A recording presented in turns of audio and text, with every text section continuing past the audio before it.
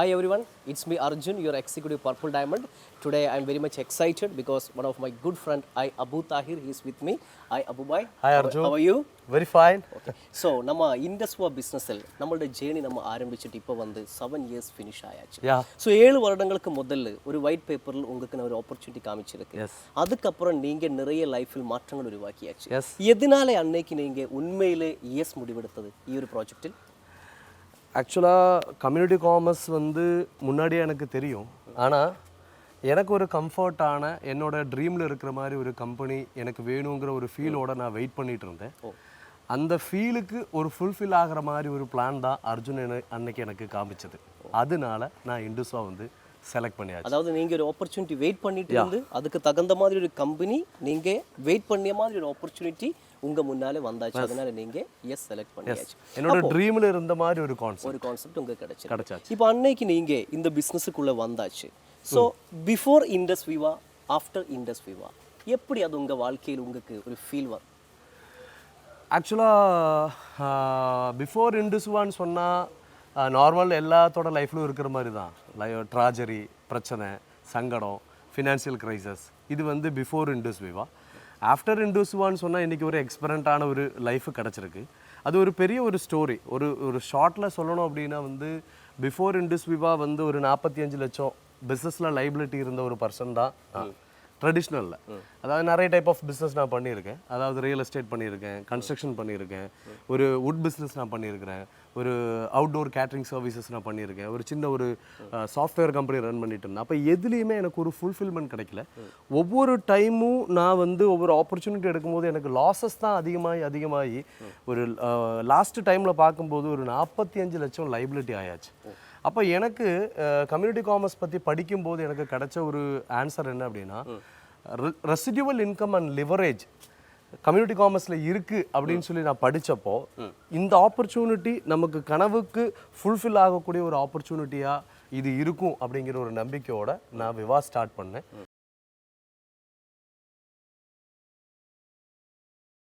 விவா start பண்ணி இப்போ near about ஒரு 6 வருஷம் முடிஞ்சு என்னுடைய 7வது வருஷம் ஜேர்னி ஸ்டார்ட் ஆகிருக்கு. ஆண்டவருடைய கிருபையில் இண்டஸ்வாக்கு ஒரு நைட்டு 2 மணிக்கு எந்திரிச்சாலும் ஒரு சல்யூட் தான். பிகாஸ் வந்து ஒரு ஜீரோ டெபிட் லைஃப் வந்து இன்னைக்கு வந்து எனக்கு கிடச்சிருக்கு. அதாவது 45 லட்சம் லைபிலிட்டியில் ஸ்டார்ட் ஆன என்னோட வாழ்க்கை இன்னைக்கு பார்க்கும்போது டோட்டலாக 2.25 கோடி ரூபாய் நான் சம்பாதிச்சாச்சு. அதாவது அன்இமேஜினபிள். என்னால் இமேஜ் பண்ண முடியல. ஆக்சுவலாக நான் என்ன ஃபீல் பண்ணி வந்தேன்னா, அட்லீஸ்ட் அடுத்து ஒரு 10 வருஷத்தில் நம்ம கடன் எல்லாம் தீர்த்து நம்ம வந்து ஒரு நல்ல நிலைமைக்கு போக முடியும். ஏன்னா பிகாஸ் வந்து ஒரு மாதம் ஒரு 50,000 வருமானம் வச்சு கால்குலேட் பண்ணால் கூட நான் இப்போ அச்சீவ் பண்ணியிருக்கக்கூடிய வருமானத்தை வாங்குறதுக்கு நான் 50 வருஷம் உழைக்கணும். அப்போது என்னோட கால்குலேஷன் ஒருவேளை பிஸ்னஸ் நல்ல விதத்தில் போனால் ஒரு 10 வருஷத்துலையாவது அச்சீவ் பண்ணலாங்கிறத என்னோட ஃபீல் இருந்துச்சு. அதாவது என்னுடைய கடன் தீர்க்கிறதுக்கு. ஆனால் இப்போ என்னுடைய கடன் தீர்ந்து இன்னைக்கு வந்து பார்த்தீங்க அப்படின்னா ஒரு 3600 ஸ்கொயர் ஃபீட்டில் எனக்கு ஒரு ஓன் ஹவுஸ் இருக்குது.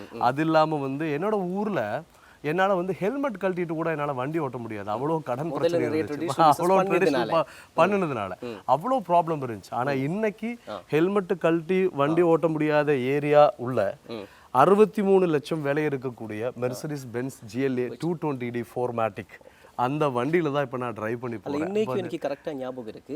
உங்ககிட்ட அந்த பிளான் நான் காமிக்கும் பொழுது என்கிட்ட இருந்தது ஒரு இண்டிகா விஸ்டா, உங்ககிட்ட இருந்தது ஒரு ரிட்ஸ். அந்த ரிட்ஸ் 6 மாசம் டியூ கட்டாம தான் அர்ஜுன் சந்திக்க வந்தேன். இப்போ அது ரெண்டுமே சேஞ்ச் ஆயிட்டு மெர்சிடிஸ்க்கு மாறியாச்சு. இப்போ உண்மையிலே இது ஒரு லைஃப் சேஞ்சிங் ஆப்பர்ச்சுனிட்டி தான். No doubt. அதோட ஒரு ஸ்டோரி பார்க்கும்போது எல்லாருக்கும் தெரியும் எதனால IndusViva பிசினஸ்ல இவ்வளவு சக்சஸ் ஆகுது. ஒன்னு வந்து இது வித்தவுட் இன்வெஸ்ட்மெண்ட். நீங்க முதல்ல பண்ணியது எல்லாம் வந்து இன்வெஸ்ட்மெண்ட்.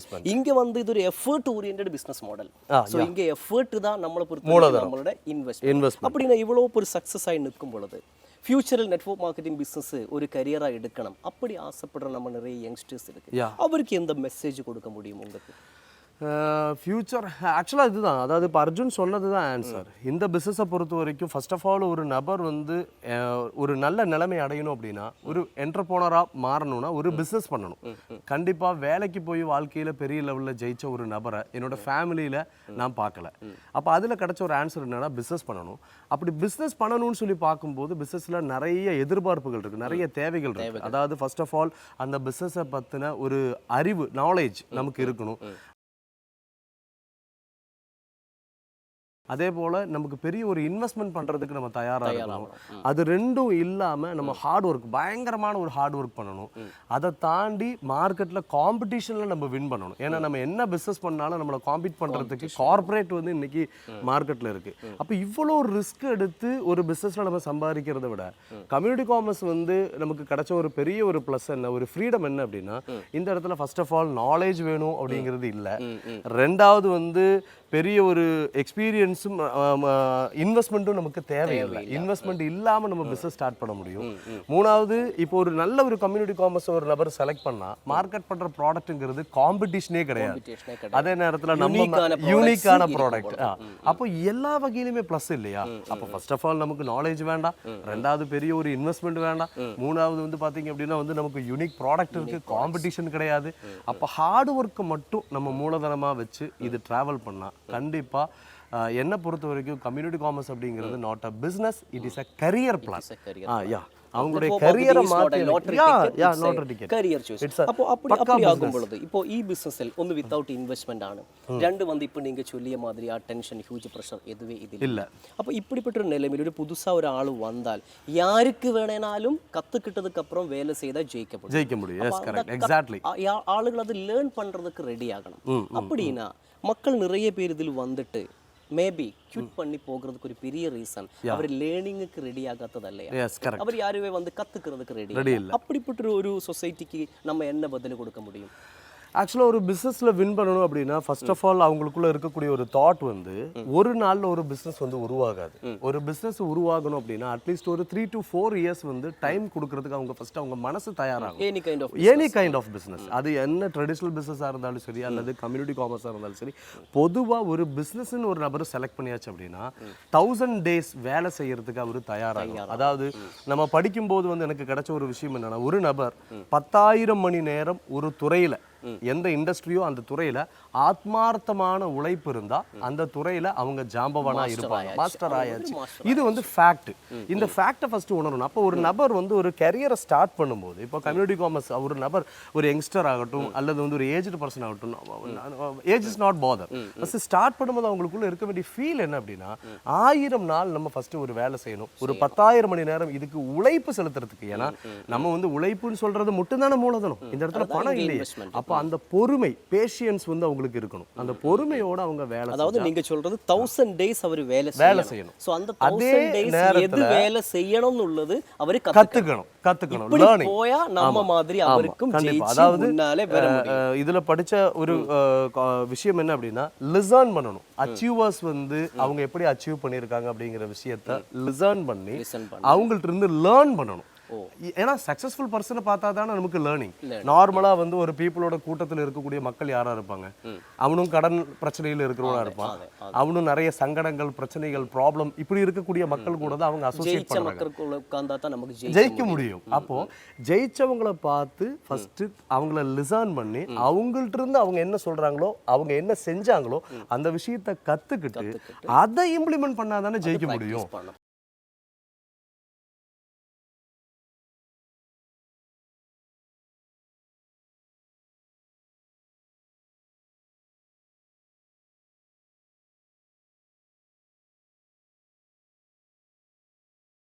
அதாவது இது வந்து ஒரு வின் வின் பிசினஸ் மாடல் ആണ്. நமக்கு முன்னாலே ஜெயிச்ச மக்கள் இருக்கு, அவர் எது பிராக்டிஸ் பண்ணியதோ அது நம்ம கத்துக்கிட்டதுக்கு அப்புறம் அதே விஷயம் பிராக்டிஸ் பண்ணால் ஃபியூச்சரில் யாருக்கு வேணாலும் வின் பண்ணலாம். அது நோ டவுட். ஆனால் அந்த கற்றுக்கிறதுக்கு ஒரு பேஷன்ஸ் இருக்கணும். அப்போ அந்த இடத்துல அவங்களுக்கு தடையாக அவங்க ஃபீல் பண்ணுறது என்ன, அவங்களுடைய எஜுகேஷன் அவங்க தடையாக ஃபீல் பண்ணுறாங்க. அதாவது நாம் நிறைய படித்தாச்சு, அதே போல் என்னோட ஏஜ், நான் வந்து ஆல்ரெடி லைஃப்பில் நிறைய விஷயங்கள் நான் கடந்து வந்தாச்சு, எனக்கு அவ்வளோ ஏஜ் இருக்குது. அடுத்தது அவங்க பார்த்த பிஸ்னஸ் ஆகட்டும் அல்லது ஜாப்ல அவங்க என்ன ஃபீல் பண்ணுறதுன்னு எக்ஸ்பீரியன்ஸ், இந்த ஜாப்ல எனக்கு இவ்வளோ எக்ஸ்பீரியன்ஸ் இருக்குது, இந்த வேலையில் நான் இந்த தொழிலில் எனக்கு இவ்வளோ எக்ஸ்பீரியன்ஸ் இருக்குது. அப்போ இதெல்லாம் அவங்க மெயினில் வச்சு அதே ப்ராசஸ் அவங்க இங்கேயும் இம்ப்ளிமெண்ட் பண்ணணும்னு சொல்லி ஃபீல் பண்றது தான் ஒரு தப்பான முடிவு. அப்போ நீங்க இப்ப சொல்லி வந்த விஷயத்துல வச்சுட்டு மக்கள் மைண்ட் செட் இல்லையா இதில் சக்சஸுக்கு ஒரு 100% no doubt. mindset network marketing is nothing but our mindset mindset நல்லா இருந்தா ஜெயிக்க முடியும். அப்போ உண்மையிலே நீங்க வெற்றியாள் ஆயிருக்கு அதுக்கு ரீசன் உங்க மைண்ட் செட் இதுக்கு தகுந்த மாதிரி நீங்க மாற்றியாச்சு. கரெக்ட் இல்லையா? yes things to be changed. ஒரு சிஸ்டம் system ಈ சிஸ்டம் உங்களுக்காக சேஞ்ச் ஆகல. இல்ல ஆனா நீங்க சிஸ்டத்துக்காக சேஞ்ச் பண்ணியாச்சு. அதாவது things to be changed I must change first. ஏதாவது மாறணும் அப்படின்னா you change. அப்போ நான் என்ன மாத்திக்கிறதுக்கு தயாரான அதனால எனக்கு சக்சஸ் கிடைச்சிருக்கு. இண்டஸ்வால நான் இன்னைக்கு வந்து பெரிய ஒரு சக்சஸ்ஃபுல் பர்சனா இருக்கேன் அப்படின்னா என்னுடைய மென்டாஸ் VibrantViva மென்டாஸ் சொல்லி கொடுத்த விஷயங்களை நான் அதே போல இம்ப்ளிமெண்ட் பண்ணேன். அதுல வந்து எனக்கு வந்து கண்டிப்பா அர்ஜுனுக்கு ஒரு தேங்க் பண்ணும். பிகாஸ் வந்து அர்ஜுன் அன்னைக்கு ஒரு பிளான் காமிக்கலைன்னா இன்னைக்கு நான் இந்த இடத்துல கிடையாது. அதே போல என்னுடைய ஸ்பான்சர் ரசூல் சாருக்கு நான் தேங்க் பண்ணும். அவரு ப்ரெஷர் கொடுத்து தான் என்ன இந்த பிளானை கேட்கறதுக்கு கூட்டி வந்தார். எல்லாத்துக்கும் மேல எனக்கு வந்து ரொம்ப தேங்க் பண்ண வேண்டிய ஒரு நபர் வந்து my beloved mentor mister Sujith Khan. Because அவரு சக்சஸ் ஆன அந்த விஷயங்கள் நான் என்ன செஞ்சேன் அப்படிங்கிற விஷயத்தை அவர் கத்து தரும்போது அதை கத்துக்கிறதுக்கு நான் தயாரா இருந்ததுனால கத்துக்கிட்ட விஷயங்களை நான் இம்ப்ளிமெண்ட் பண்ணனதுனால தான் நான் சக்சஸ் ஆயிருக்கிறேன் அர்ஜுன். மற்றபடி I am a big zero. அதாவது பிசினஸ்ல நம்ம சக்சஸ் ஆகும் பொழுது நான் சக்சஸ் ஆயாச்சு நான் ஏதோ பெரிய ஒரு ஆளு அப்படி அல்ல. நிறைய விஷயங்கள் இருக்கு நம்ம சக்சஸுக்கு காரணங்கள். காரணங்களில் ஒன்று மட்டும் தான் நான். கரெக்ட் இல்லையா? ஒன்னு கம்பெனி இருக்கு, அப்ளைன் இருக்கு, மென்டர் இருக்கு, VibrantViva இருக்கு, VAC இருக்கு, எல்லாமே இருக்கு. கரெக்ட் இல்லையா? மைண்ட் செட் இருந்தா தான் ஃபியூச்சர்ல யாருக்கு வந்தாலும் அவருக்கு ஜெயிக்க முடியும். ஏன்னா அது அவங்க ஏத்துக்கணும் இல்லையா? ஏத்துக்கணும். அதை ஏத்துக்காம அவங்களுடைய உள்ள இருக்கக்கூடிய ஃபீல் என்ன, அவங்களுடைய ஏஜையும் அவங்களுடைய படிப்பையும் அவங்களுடைய எக்ஸ்பீரியன்ஸையும் இந்த இடத்துல வந்து பெரிய ஒரு விஷயமா ஃபீல் பண்ணிட்டு இங்க என்னால பண்ண முடியும்னு ஃபீல் பண்றாங்க. ஆனா அதாவது கற்றது கை மண் அளவுன்னு சொல்லுவாங்க. தமிழ்ல ஒரு சொல்லு இருக்கு, கற்றது கை மண். கத்துக்கிட்டது அது கையோட அளவுக்கு தான். இன்னும் கத்துக்க வேண்டியது உலகத்தோட அளவுக்கு இருக்கு, கடல் அளவு, நிறைய விஷயங்கள் இருக்கு. அப்ப எனக்கு தெரியும் அப்படிங்கிற ஒரு மென்டாலிட்டியில இருந்து எனக்கு ஒண்ணுமே தெரியாது, இந்த இண்டஸ்ட்ரியில நான் ஜீரோ, இந்த இண்டஸ்ட்ரியில யார் வின் பண்ணி இருக்காங்களோ அந்த நபரை செலக்ட் பண்ணி அந்த நபருடைய வழிகளை ஒரு நபர் ஃபாலோ பண்றதுக்கு தயாரா இருந்தா டேம் ஷூர் யாரா இருந்தாலும் வின் பண்ண முடியும். அது வந்து அர்ஜுனா இருக்கலாம், அபுவா இருக்கலாம், அல்லது XRY. அதாவது மனிதர்களுக்கு இங்க முக்கியத்துவம் இல்ல, கிடையாது. யாரு சிஸ்டம் ஃபாலோ பண்றதோ, யாரு அது கத்துக்கிறதுக்கு ரெடியோ, அது யாரு பேஷண்டா 1000 days வேலை செய்யறதுக்கு ரெடியானோ அவருக்கு எல்லாருக்குமே ஜெயிச்சு எல்லாத்துக்குமே ஜெயிக்க முடியும். கண்டிப்பா அவங்க என்டர்பிரனரா மாற முடியும். ஒரு நார்மல் லைஃப்ல இருந்து ஒரு எக்ஸ்பெரண்டான ஒரு லைஃப்க்கு மாற முடியும். சோ 7 வருடத்தில் ஆரம்பிச்சு இப்போ இங்க நம்ம வந்து நிக்குது. இதுவரைக்கும் நம்ம பேசியது இதை பற்றி கொண்ட அட்வான்டேஜஸ் இல்லைன்னா முதல்ல எப்படி நம்ம டிராவல் பண்ணி வந்தது.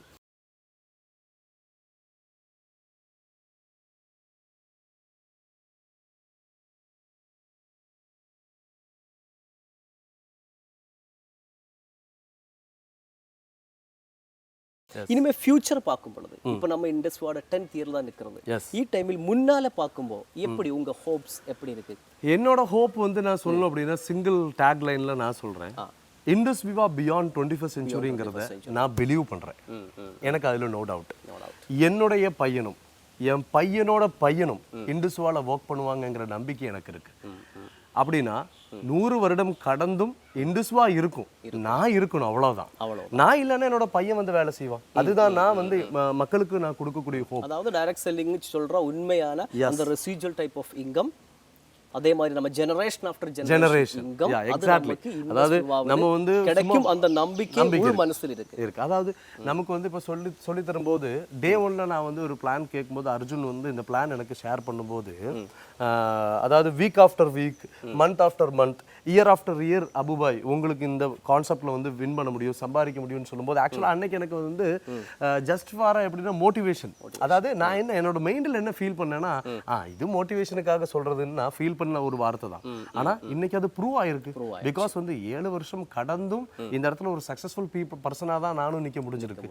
அதுக்கு காரணம் என்னன்னா அந்த சிஸ்டம் நான் ஃபாலோ பண்ணதான். அப்போ என்னை பொறுத்த வரைக்கும் கம்யூனிட்டி காமர்ஸ் அப்படிங்கிறது தான் இனி ஃபியூச்சர், அதில் நோ டவுட். என்னன்னா நம்ம இந்தியா, நம்ம கண்ட்ரி இருக்கக்கூடிய நிலைமையில எல்லாத்துக்கும் வேலை வாய்ப்புகள் கொடுக்க முடியாது இல்லையா? எவ்வளவோ கார்ப்பரேட் கம்பெனிஸ் இருக்கு, எல்லாத்துக்கும் வேலை வாய்ப்பு கொடுக்க முடியறது இல்லையா? ஒவ்வொரு டைமும் லே ஆஃப் நடந்துட்டு இருக்கு, ஒவ்வொரு டைமும் வந்து ஒரு ரெசெஷன் பீரியட் வரும், ஒவ்வொரு டைமும் வந்து மக்கள் வெளியேறி போயிட்டே இருக்கு. அப்போ வந்து அவங்களுக்கு வித்தவுட் இன்வெஸ்ட்மெண்ட்ல ஜஸ்ட் வந்து பார்த்தீங்கன்னா ஒரு ஹார்ட் ஒர்க்கை மட்டும் மூலதனமா வச்சு பண்றதுக்கு இந்த இடத்தை தவிர்த்து வேற எந்த இடம் இருக்கு? அதனால அதே போல கவர்மெண்ட் சைட்லயே ஆகட்டும், கம்யூனிட்டி காமர்ஸ்க்கு இன்னைக்கு ஒரு மிகப்பெரிய ஒரு மதிப்பும் மரியாதையும் உருவாயிருக்கு. அவங்க ரூல்ஸ் அண்ட் ரெகுலேஷன்ஸ் எல்லாம் இன்னைக்கு உருவாக்கி 100% லீகல் அண்ட் லெஜிட்டிமேட் இண்டஸ்ட்ரியா இதை அறிவிச்சாச்சு. அப்போ என்ன பொறுத்த வரைக்கும் யங்ஸ்டர்ஸ்க்கு ஒரு பர்ஃபெக்டான ஒரு துறை அப்படின்னு சொல்றது நான் ஃபீல் பண்றது கம்யூனிட்டி காமர்ஸ். எங்க போய் அவங்க வேலை செஞ்சாலும் இந்த மாதிரி ஒரு லைஃப் வந்து அவங்க என்ஜாய் பண்ண முடியாது. பிகாஸ் ஆஃப் அதாவது என்டர்பிரினர்ஷிப் அவர் முடிவு செலக்ட் பண்ணும் பொழுது இல்லைன்னா அப்படி ஒரு டிசிஷனுக்கு போயா வாழ்க்கையில மிகப்பெரிய அளவுக்கு அவருக்கு ரிவார்ட்ஸ் கிடைக்கும். அதனால நீங்க மீன் பண்ணீங்க. கரெக்ட். அதாவது நான் ரொம்ப entrepreneurship is the most rewarding career. அப்போ நீங்கள் இப்போ சொல்லிய மாதிரி இனிமேல் யங்ஸ்டர்ஸுக்கு எல்லாம் வந்து ஒரு மிகப்பெரிய ஃபியூச்சர் அது நெட்வொர்க் மார்க்கெட்டிங் தான், கம்யூனிட்டி காமர்ஸ் பிஸ்னஸ் தான். No doubt Arjun. அதில் எனக்கு ஒரே ஒரு வார்த்தை மட்டும் நான் ஆட் பண்ணி சொல்றதுக்கு நான் விருப்பப்படுறேன். இப்போ அர்ஜுன் வந்து கம்யூனிட்டி காமர்ஸ் வந்து ஃபியூச்சர் அப்படிங்கிறது சொல்லியாச்சு, அதுதானே அப்படின்னு சொல்லி கேட்குறீங்க. எக்ஸாக்ட்லி. அதில் நான் என்ன பொறுத்த வரைக்கும் நான் இண்டஸ்வா பண்ணுறேன் அப்படிங்கிறதுக்காக நான் பெருமையாக சொல்லக்கூடிய விஷயம் அல்ல. ஒரு மனிதன் வந்து வாழ்க்கையில் தேடக்கூடிய விஷயம் வந்து அவனுக்கு ஹெல்த் ஃப்ரீடம் வேணும். ஏன்னா ஹெல்த் இருந்தால் அதை அனுபவிக்கிறதுக்கு வெல்த் ஃப்ரீடம் வேணும், வெல்த் இருந்தால் அதை அனுபவிக்கிறதுக்கு ஹெல்த் ஃப்ரீடம் வேணும். இது ரெண்டும் இருந்தால் அதை அனுபவிக்கிறதுக்கு டைம் ஃப்ரீடம் வேணும். இந்த மூணும் இருந்தால் தான் ஒரு செலிபிரிட்டி லைஃப். அதாவது உண்மையான ஒரு வெற்றியால் ஆகுறதுக்கு இனிமே அது நான் இண்டஸ்வால தான் வாய்ப்பு இருக்குன்னு நான் சொல்றேன். ரொம்ப சந்தோஷம் இருக்கு இன்னைக்கு வந்து ஒரு இன்டர்வியூல நீங்க ஜாயின் பண்ணி நிறைய மெசேஜஸ் எல்லாம் பேசியாச்சு. ஸோ இனியும் மீண்டும் மீண்டும் உங்க வாழ்க்கையில IndusViva த்ரூ நிறைய பிளஸிங்ஸ் வரட்டும், நீங்க த்ரூ நிறைய ஃபேமிலிக்கு இந்த பிளஸிங் சேரட்டும். So thank you mister Abu Tahir. Thank you Arjun. Meet பண்ணது ரொம்ப சந்தோஷம். இந்த இன்டர்வியூல நான் கலந்துக்கிட்டதுல நான் ரொம்ப பெருமையா ஃபீல் பண்றேன். Thank you so much.